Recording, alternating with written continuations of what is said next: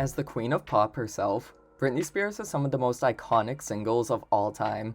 However, her deep cuts are just as good, if not even better, and some could have smashed just as much as her other singles.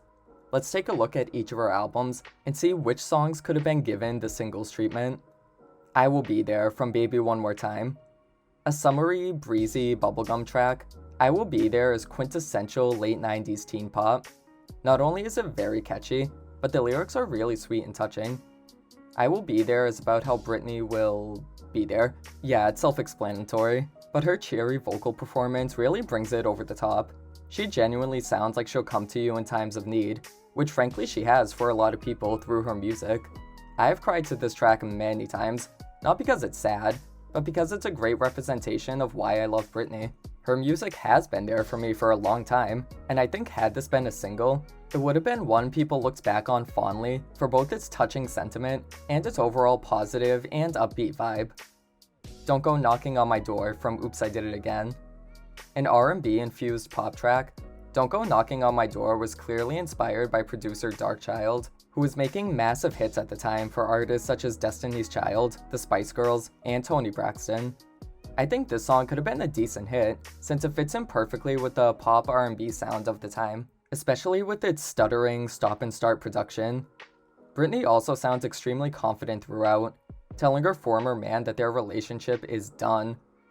Oops, I Did It Again is an overall more self-assured record than her debut, and this song is definitely reflective of that. I especially love the line, "You and I were like so bye-bye." Some harsh words right there. I can picture this being a hit back in 2000. Personally, I think it would have made for a better single than Don't Let Me Be the Last to Know, and I like that song, but I feel like Don't Go Knocking on My Door would have caught on with mainstream audiences a little bit better. Cinderella from Britney. I wanted to put Anticipating here, but that song technically was a single, albeit only in France. Irregardless, this album has tons of songs that could have been singles, and Cinderella is the strongest contender, in my opinion. A bombastic, dark pop song about Britney leaving her no-good man, Cinderella is a bop, and once again represents Britney at her most confident. She is standing her ground and giving you all the reasons why this man was not the one. It's such a cathartic song for anyone who's ever had to move on from a toxic relationship. The highlight for me is the bridge, which begins with a spoken word segment before exploding into a massive middle eight. It's one of my favorite parts in any Britney song, period. Cinderella could have done well as a radio hit, but the real reason this should have been a single is because a video would have been so good. I've always pictured it as a gothic take on Cinderella that takes place after she got with Prince Charming, but he ended up being a loser, so now she's trying to escape the castle and get away from him. I don't know, the vision is there. Frankly, I just want to see Britney in a sparkly Cinderella dress. Is that too much to ask? Touch of My Hand from In the Zone. This one may have been too shocking to release to mainstream audiences, but that's exactly why I think it should have been a single. Touch of My Hand is exactly what you think it's about, and it was bold for an artist of her stature to make a song about this subject matter, especially in the early 2000s when people were more easily scandalized. This song could have worked in the same way Madonna's Erotica or Justify My Love worked. It could have been a super controversial moment that would have had everyone clutching their pearls for how Britney unashamedly explored her sexuality, and that controversy could have gotten all eyes on the song and made it a huge hit. Of course, this is just my wishful thinking, and maybe the song was too provocative to be released to mainstream radio, but even then, I don't necessarily think it's a dirty song. Touch of My Hands doesn't try to shock listeners.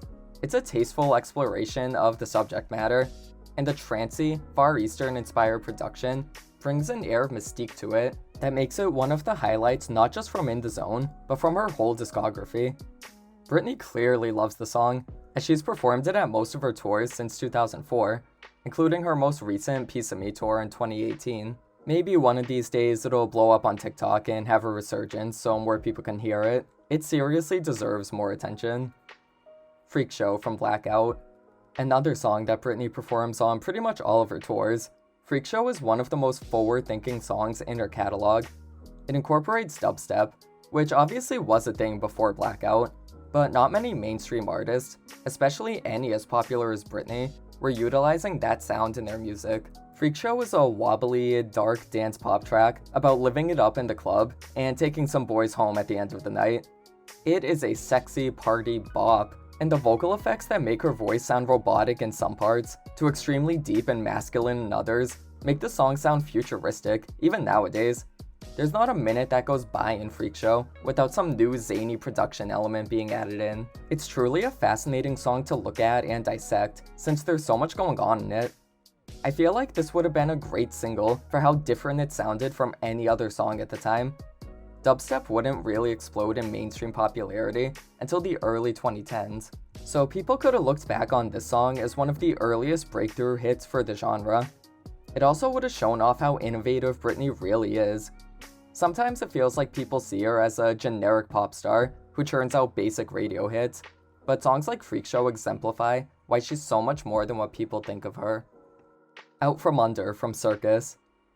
Originally a song from the Bratz movie soundtrack, Out From Under works shockingly well for Britney, specifically in its lyrical content, which discusses the pain she feels when thinking about all the things that could have been with her ex. It's a haunting track, and knowing the real-world context of her divorce from K-Fed makes me think this song was chosen very intentionally. It comes really early in the track listing too, so maybe there were plans to release it as a single. I actually don't think it's the best ballad on Circus. That title belongs to Unusual You. But I think this could have been a good single to capitalize on the public drama of the time. Britney was the name in everyone's mouth in the 2000s, and her relationships were always being scrutinized by the media.